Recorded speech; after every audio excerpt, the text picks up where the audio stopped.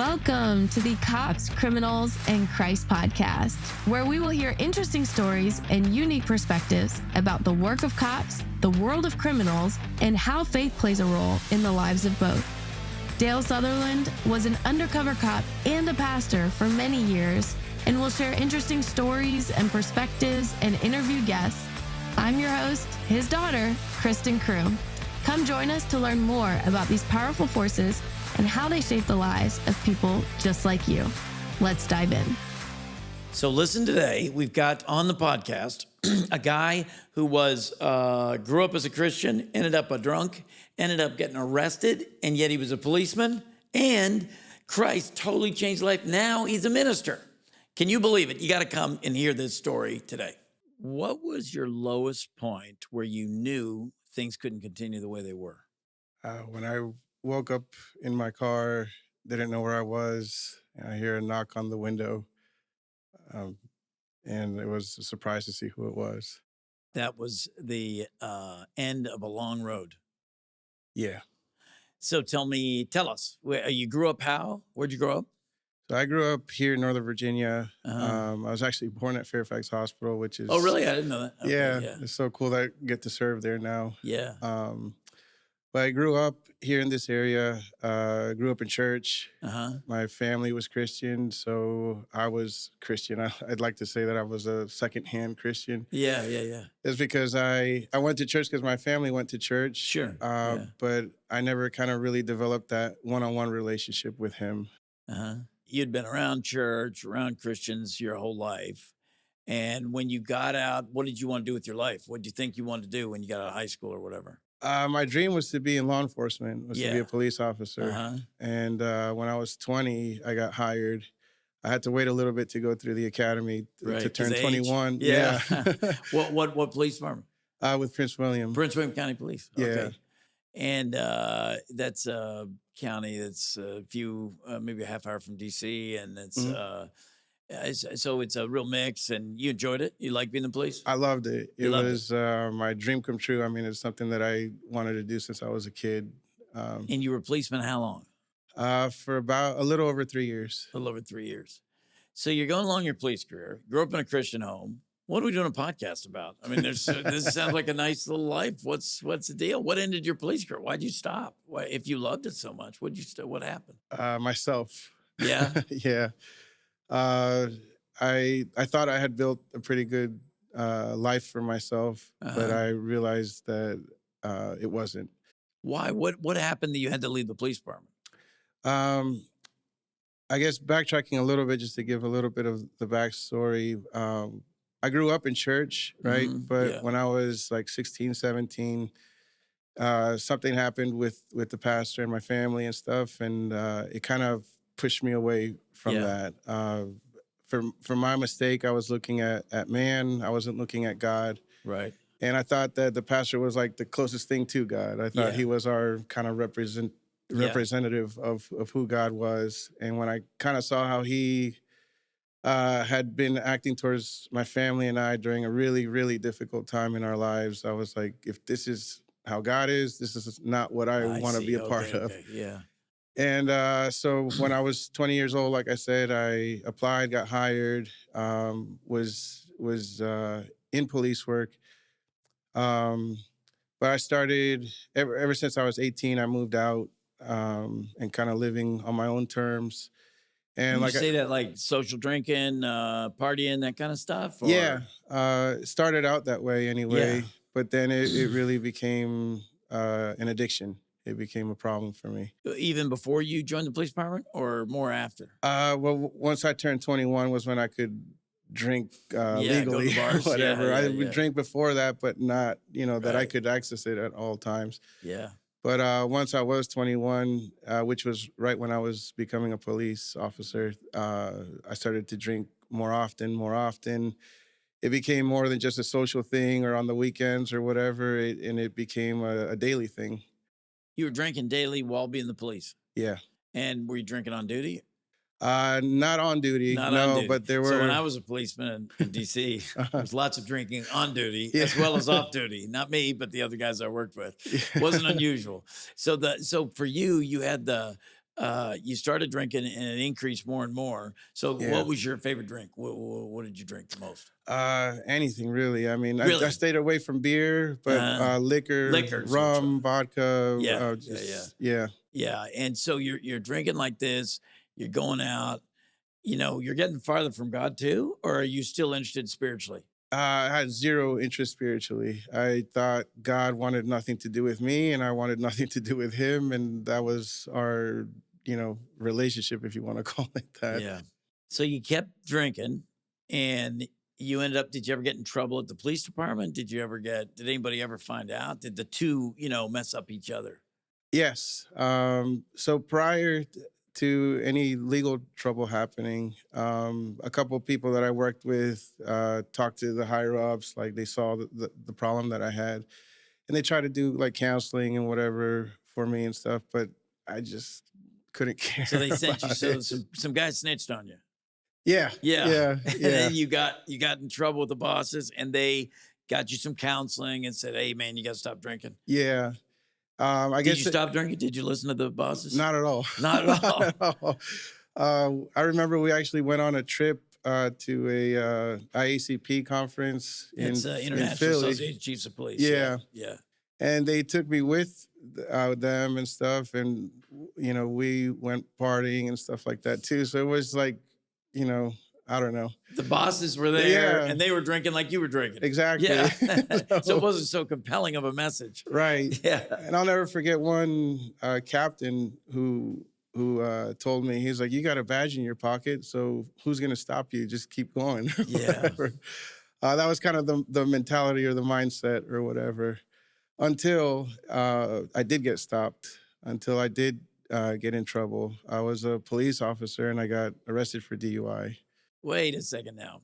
Just police wise, we don't do that kind of thing. We try not to arrest other police officers. Yeah. And certainly for major offenses, yes. Mhm. But for drinking and driving or other things like that, I don't think you'll find a policeman that would normally arrest unless they get back in their car. We try to get them out of the car and send them home, take them home, even whatever. How did this happen? Why did you end up getting locked up? Did you take a swing at the officer or something, or No. what'd you do? I was asleep in my car, and okay. I was in a parking lot, and I hear a knock on my window, and I wake up. I see who it is, and he asked me to step out of the car like normal, and I thought the same thing. I was like, he's not gonna do anything or whatever, call me a taxi. Was it or state something. police or county? Or Local, yeah. Did you know the guy? I didn't know him. You didn't no. know?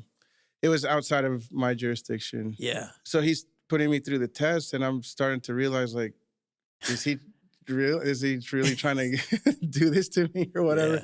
Yeah. At that point, they ask you to blow, and I refused. So he arrested me. That was it. Yeah. Yep. And So in Virginia, in fairness, you have this what do you call it? the BAC. Breathalyzer, BAC, yeah. So you breathe into, you just had to blow there, but you were going to blow at the station at the hold. Okay. So if you refuse, you lose your license for 6 months and you have to get arrested, correct? Right, correct. So that was your scenario. You figured, because the rule is a lot of guys say it's better to not do that because you get otherwise it gets the blood alcohol content is the concern. If it's too high, right, that's the idea. So, okay, so that's what you mean when you say you didn't blow. Right. So you didn't do that, and you knew, boom, that's it. He had no option at that point. He's got to lock you up. Or right. So he locks you up. So and you tell him you're the police? Yeah. And what did he say? Do you remember? That you give me the scolding of you should know better. Exactly. Yeah, and he's right. He should know better. Absolutely. Yeah, we don't want policemen out drinking and driving. That's right. a bad idea. Yeah. Yeah. So you get arrested and you end up going to the station. What jurisdiction you get arrested in?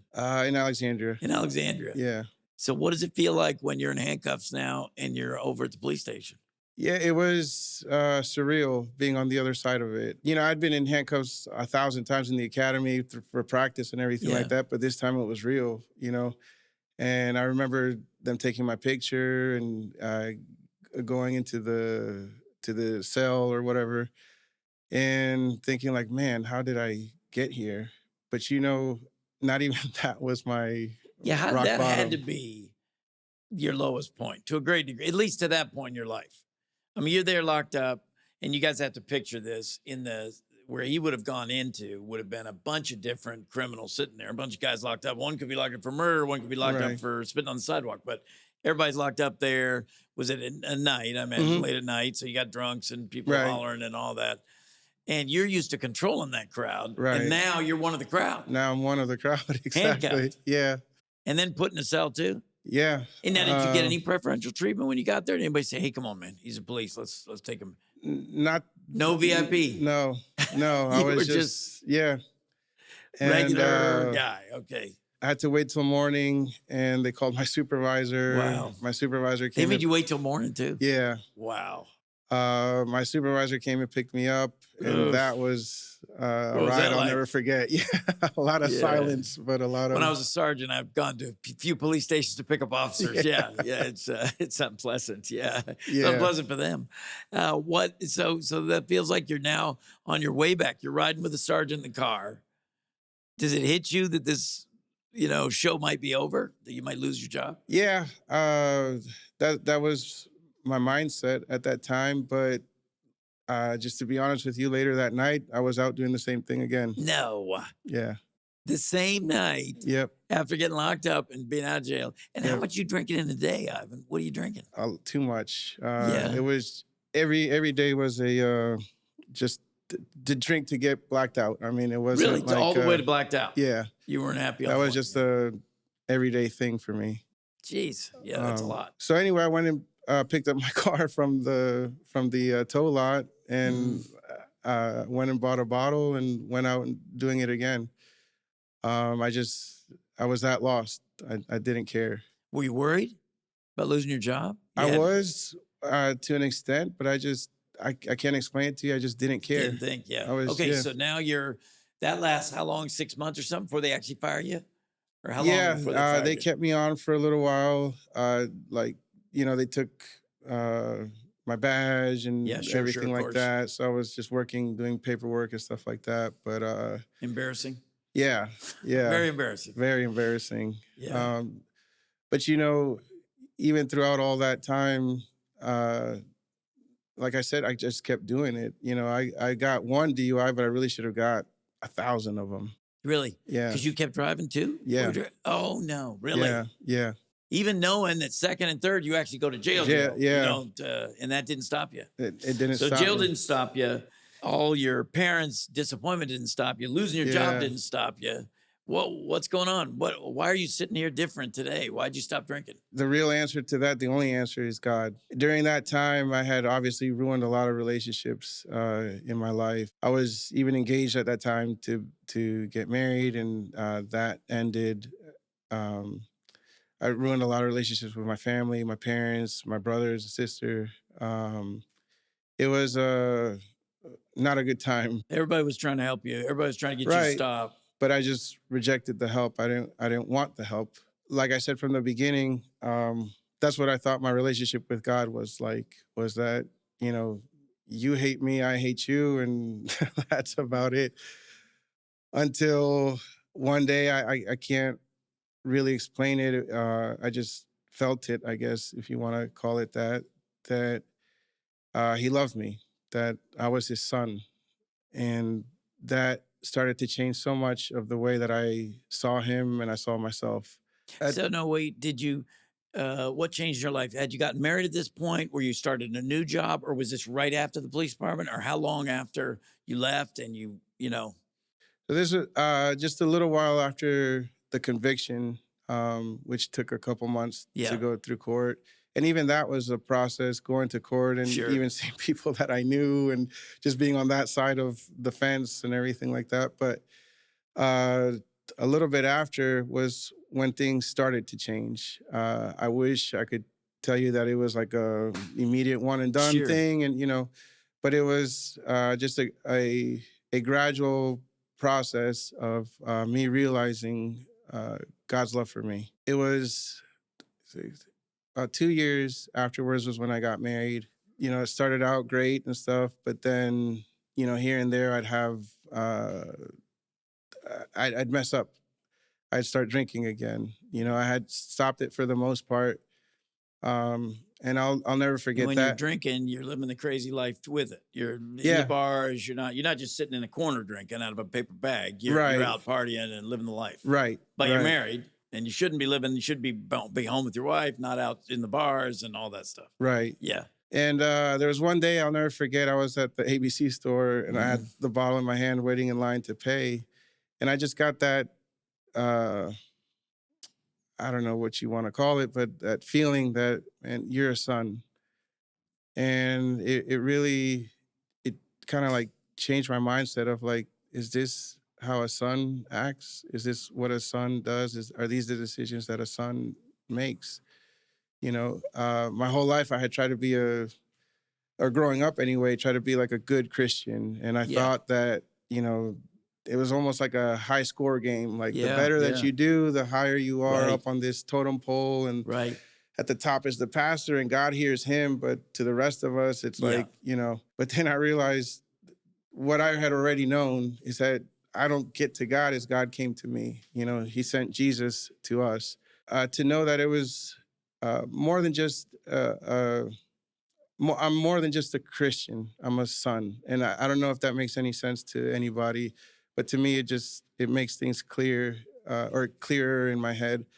Of I'm not a good or bad Christian. I'm a son, and the more that I can accept who my father is and who I am, uh, it'll just kind of like take care of itself, type of thing. Um, it's not so much of me striving to get to him. It's realizing that he came to me, and the implications of what that means, of that he came to me. One of our verses that we use all the time is Romans 5:8, is that even while we were yet still sinners, God demonstrated his love for us. So Jesus came to you while you had a messed up life, messed up career, Yeah. messed up family life in terms of what you're doing, messed up social circle. You lost Yeah. all your police friends, I know, Yeah. pretty fast, right? Right Yeah, after immediately. yeah, they're like, You're "Phew, not one see of ya. us You're anymore. bad." Yeah, that's right. It's like flipping a switch, man. It is. Like immediately. It You might is. keep one. You might keep one that'll take your calls. The rest Yeah. of them, they're ready to roll, right? Yep. So you've got all that. And the thing that hits you is while buying a bottle of liquor, it's like you hear the Lord say, "You're my son. You're a son of God," is what you're really saying, right? Yeah. And that's the thing that breaks the cycle or starts to break the cycle. It definitely started to break the cycle. Now, Yeah. let's be clear. Did it happen that moment? The thing you dropped the bottle, walked out of there, never again. I did put the bottle back and I walked out. And I'd like to say that I never took a drink again, but that's not the case. But it was definitely the turning point. What started to Yeah. change my mind. It's a confusion a lot of people have about stopping stuff in their lives is that it's going to stop. We'll hear those stories where a guy says, "Yeah, this happened, I'm done." Right. But if you look at it, most of the things in life we repeat. I mean, Right. we all are angry, we gossip, we think the wrong Right. thoughts, so on. Those are some of the things. And so what you're doing is what I think the Lord is doing with you, which was slowly lowering it and then eventually eradicating it. Right. Is that right? That's exactly right. So how much longer do you think you were messing around drinking and I'd say about another year or so. another year where you'd have on and off? Right. Right. And another time this happened to me where I started drinking again and it just got out of control, and I found myself in the same situation in my car, didn't know where I was, and I hear a knock on my window, and immediately, I think, man, this is the police again. This is all going to happen all over again. But it wasn't the police. I almost wish it was at that time, because who it was my family. I expected, obviously, the worst kind of response, the worst type of rejection and everything like that. You figured they were done. Yeah. Your wife was done with you. You figure at Right. that moment. And, and I'm not going to say there wasn't any hard times after that, or rightfully so, anger and whatnot, but there was forgiveness. And it was kind of at that moment where I realized, man, I don't deserve this. I deserve the absolute worst. My actions, my decisions, totally qualify me for not having any of this. But she forgave me. And it was kind of at that moment where I started to see really understanding God's forgiveness for us, where it's something totally not deserved. It's not something that you earn. John 3:16 doesn't say for the world so earned and deserved Jesus that God had to send him. It was that God so loved the world that he gave. And when I could kind of see like that tangible experience of this is what forgiveness is something that I don't absolutely deserve at all, um, but something that she decided to give to me or whatever, and accepting that was life changing. It really And was. life changing. So your marriage gets restored slowly. Yeah, Your drinking goes away slowly. yeah. Now, how long has it been now since you had a drink? Oh wow, a couple of years, 6 years, something 6 like years. that. Yeah. Yeah. And you've been married how long now? 8 years, not almost. Yeah, And you have a little girl. yeah. How old? She's 4. 4. Yep. All these things come together. Drinking's gone. What? And now you're doing what? What are you doing for a job? What do you do? How are you spending your time? So I work with you, Yeah. with the church, with Boost Others. Mhm. It's an amazing ministry, reaching people at their lowest points and sharing the love of God with them, being a light in that dark time. We serve families that are going through kids with cancer, kids who have been physically and sexually abused, and even parents that have a history of that, and then finding out that happened now to their kids and stuff. So there's kind of generational trauma going on that we get to be a light in that dark time to them. Tell us one story. Give us one story. Somebody that you, desperate situation. Tell us what the situation was. And in this job, you get, it's almost like the police department. You get different calls every day. Yeah. You get a crisis, 4 crises a day, or 2 crises a day, or 6 crises a day, whatever it is. Hmm. And you get those in because social workers at the hospitals and all send them to you. Okay. So you get those. Then when you get those, you'll go just like when you're a policeman, you get a call and you respond to the call, right? Right. So when you get there, what's the toughest one you've been on? What do you think's been the toughest call? Wow. you've had? There's been several. I think the worst thing that could ever happen to you is something happening to your kid. I know when my daughter was born, it's like people tell you, but you don't really understand that love that you can have for a child. Yeah. Um, and I relate that so much to how our Father loves us Yeah. as His kids. Yeah. But not too long ago, we had a 13-month-old pass, and I was with the parents through that whole thing, through that whole process. Just yesterday, I was with a mom who had been prostituted by her parents, and then she just found out now that her 11-year-old had been abused sexually by a family member too, and then became suicidal and The little everything. 11-year-old. Yeah, So there's so many sad stories. Moms that find out that one child was abusing another child. in these cases you're getting from the social workers and you're filling a physical need, Right. but you're also able, in most cases, not always, but in most cases, to also fill a spiritual need. Yeah. And what's the message? What's the similarity between you at your lowest point, in that car when the knock on the door, knock on the window, or this mom that just found out this horrible thing, this horrible truth? What's the similarity there? There's a verse in there's a couple of verses that God is close to the brokenhearted, and one in Romans that says it's the goodness of God that leads to repentance. In my case, it was seeing the goodness of God through my family and through Him, that really changed my way of thinking. That really changed me. The Bible says, "A man thinks in his heart, so is he." So once I started changing the way I thought, it started to show in the way that I was. But with these families, it's a little bit different. It's something that happened to them. It's a sickness. It's an abuse or something like that. But I think the truth still remains that a lot of times, you want to blame God for these things, Yeah. or God, why did you do this to my family, or why did you, you know. But Jesus said in John 10:10 that the enemy came to steal, kill, and destroy, but I came that you may have life and have it more abundantly. And even in these situations, in the Psalms, it says that even in the valley of the shadow of death, he's with us. And starting to see little by little, even in those dark times, just some of the light of God's goodness, even in those situations, even in the storms, he's still with us. And that there's nothing that could ever separate us from his love. That he promises to be there with us throughout those And you still situations. feel confident about that after all this torture people go through and all the stuff you've had happen in your own life. You still feel sure about that, that God's love is real. Yeah, and the one verse that really, really, really changed my life, and that gives me that surety, is in John 17. It's Jesus' prayer right before he gets arrested to be crucified. It's not the prayer in Gethsemane, but it's right prior to that. And in verse 20, he's praying for his disciples, but then in verse 20, he says, I pray not for these alone, talking about those 12, but I pray also for those who will believe in me through their words. So he's praying for believers. He's praying for people that will believe in him.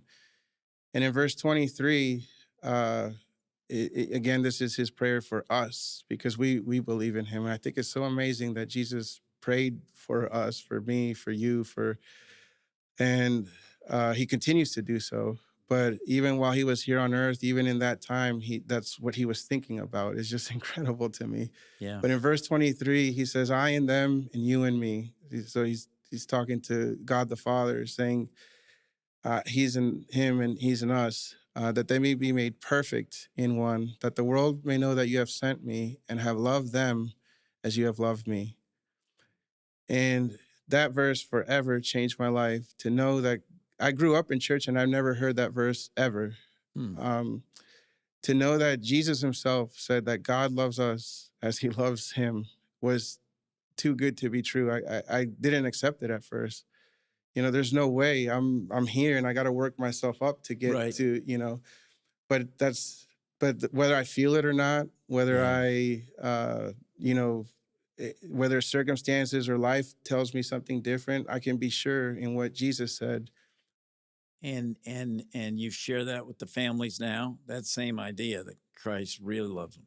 Yes. I think your conviction, your commitment that the Lord has given you by you going through all this trouble has gotten you to a place that he could prepare you to be used more than ever. So you're a blessing. You're a blessing. It's a story of redemption. It's a story of what God can do with anyone and how he Absolutely. can reach us no matter where we are. Yeah. I'm definitely not, I didn't qualify myself to do any of this. Man, join the crowd. Yeah. God, that's great. God qualified you through his love and his mercy. Absolutely. Amen. I thank you so much, Ivan.